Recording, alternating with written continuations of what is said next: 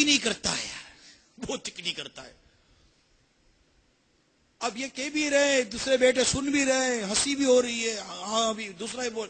اب اس میں تو باس تو ایسا ہوتا ہے کہ ایک بول رہا تھا اور بڑی چکنی کر رہا تھا، دوسرا بولتا ابے ڈیر ہوشیار تھا، تو چوتھا وہاں سے بولتا ہے بور کر دیا بھائی، بور کر دیا. پھر ادھر سے دوسرا بولتا ہے بحث کتنی کر رہا تھا. اب یہ ساری کی ساری سب مل کر غیبت ایک عجیب و غریب قسم کا، پتہ اس کو میں کیا نام دوں، کیا بنا رہے تھے. یہ بالکل ایک کیسا گندگی کا ڈھیر بن رہا ہے، آپس سے مل کر سب مل کر اس کی غیبت کر رہے ہیں. پھر کوئی بولتا ہے بار بار ہاں ہاں کر کے ہنستا تھا. پھر ایک بولے گا سیدھے منہ بات کیا کر رہا تھا، تو کوئی کہتا ہے وائڑا ہے. اس کے جانے کے بعد ہی اس کا وائڑا پن یاد آ رہا ہے آپ کو. سامنے تو بڑے جی جی حضرت، ارے واہ ارے واہ، سامنے خوشامد، کیا بولے اس کو، کیا بولیں گے بھائی اس کو. آپ پیچھے جانے کے بعد اس کی جو غیبتیں کر رہے ہیں، سامنے کیا ہو گیا تھا آپ کو. پھر کوئی کہتا ہے ہاں بھائی ایسو سے اللہ بچائے، یہ بھی غیبت ہے. تو کوئی کہتا ہے پیٹ کا بھی تھوڑا ہلکا ہے. پھر کوئی کہتا ہے بی بی سی ہے بی بی سی. تو کوئی کہتا ہے ڈھول ہے ڈھول. تو کبھی کوئی کہے گا تم نے وہ بات جو اس کے سامنے کی نا، اس کا خوب ڈنکا بجائے گا. بتاؤ یار، سوچتے جائیے اسلامی بھائیوں، وہ میرے مدی چینل کے ناظرین، یہ جانے والا تو چلا گیا، اب کر کیا رہے ہم لوگ. ابھی کوئی کہے گا ہاں یار آئندہ ہی آئے تو بات بدل دیا کرو کیونکہ اس کے پیٹ میں کوئی بات رہتی نہیں، وغیرہ وغیرہ. اب غور کیجئے، یہ میں نے آپ کو 16 مثالیں بیان کی ہیں.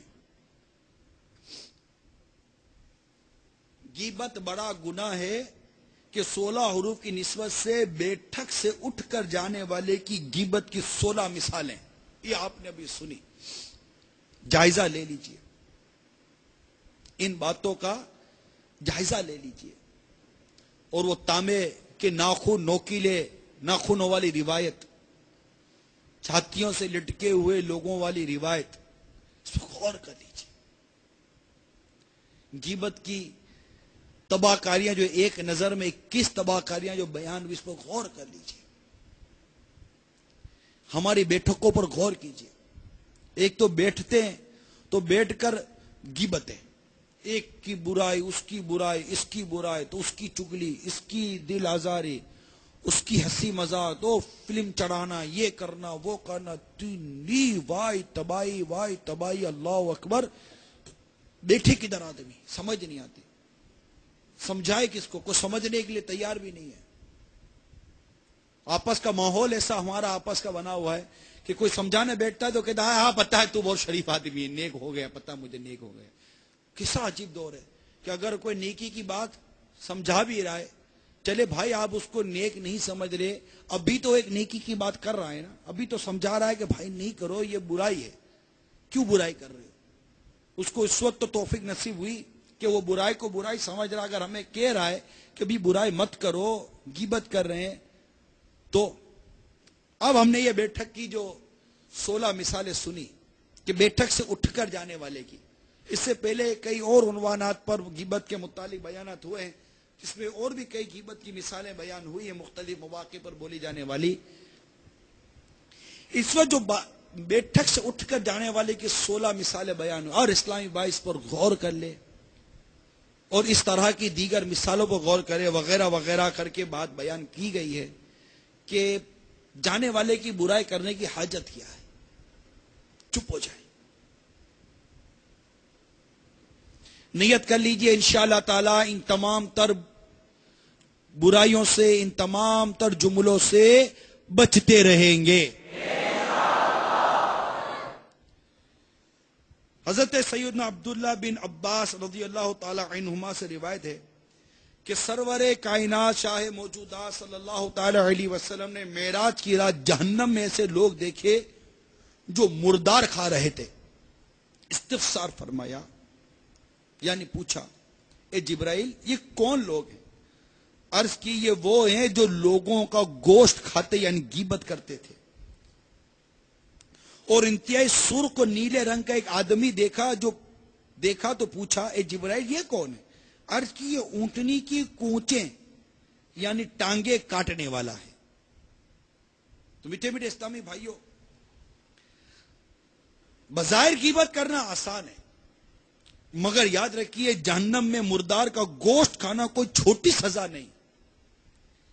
آج زندگی میں بکرے کا تازہ کچا گوشت کوئی نہیں کھا سکتا، بلکہ اگر پکانے میں کسر رہ جائے، کوئی مرچ مسالہ نمک کم ہو جائے یا ٹھنڈا ہی ہو جائے تو بسا اوقات کھانے کو جی نہیں کرتا اور طرح طرح کی باتیں بھی بنتی ہیں۔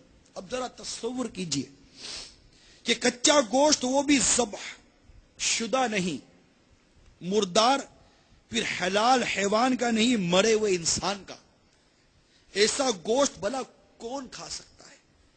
مزید اس روایت میں جس گہرے سرخ اور نیلے رنگ کے آدمی کا ذکر ہے وہ قوم ثمود کا سب سے پرلے درجے کا شریر اور خبیث و نفس شخص قدار بن سالف تھا، جس نے حضرت سیدنا صالح علی نبینا علیہ الصلوۃ والسلام کی مقدس اونٹنی کی مبارک ٹانگیں کاٹی تھی۔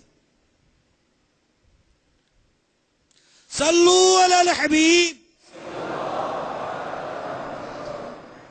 مجھے غیبتوں سے بچا یا الہی، مجھے غیبتوں سے بچا یا الہی، گناہوں کی عادت چھڑا یا الہی، تو اے مرشدی دے معافی خدایا، نہ دوزخ میں مجھ کو جلا یا الہی۔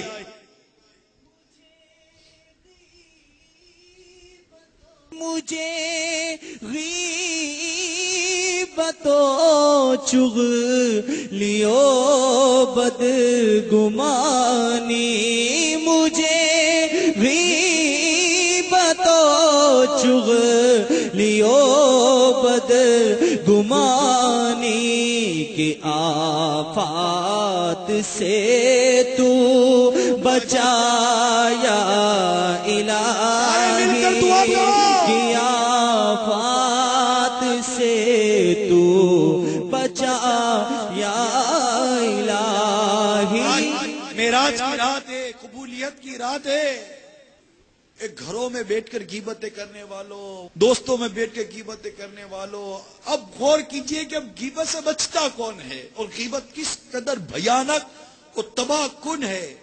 آج معراج کی رات میرے آقا نے جو معراج کے مناظر دیکھے، ان میں سے چند بیان کیے جا رہے ہیں۔ دعا کر لو اللہ تعالی ہم سب کو آج کی رات ہم پر ایسا کرم کر دے کہ ہر گناہ کے ساتھ ساتھ غیبت، چغلی، بدگمانی سے بھی ہمیں نجات نصیب ہو جائے۔ مجھے غیبتوں چغلیوں بدگمانی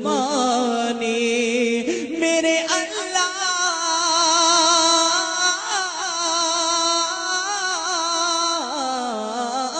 مجھے